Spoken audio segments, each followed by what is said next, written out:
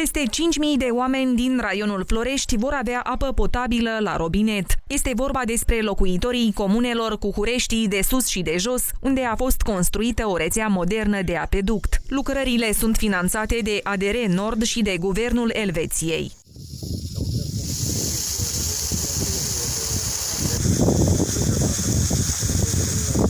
Pentru ca apa să ajungă în cele 5 sate care fac parte din comunele Cucureștii de sus și de jos, au fost montați peste 37 de kilometri de apeduct.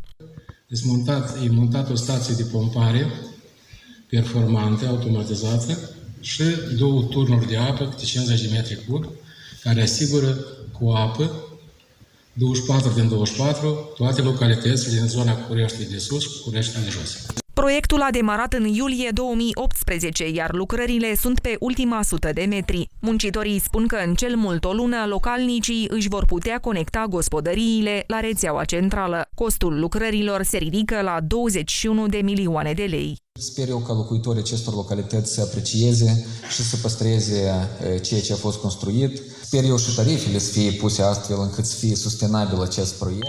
Oamenii din cele 2 sate sunt beneficiarii unui amplu proiect de aprovizionare cu apă, din care fac parte 11 localități din nordul țării. Bugetul total ajunge la peste 69 de milioane de lei. În prezent, aproximativ 53% din populația țării e conectată la rețeaua de apeduct și doar 20% la sistemul de canalizare. Acum sunt în derulare alte 5 proiecte de aprovizionare cu apă cu finanțare europeană în valoare de 30 de milioane de euro.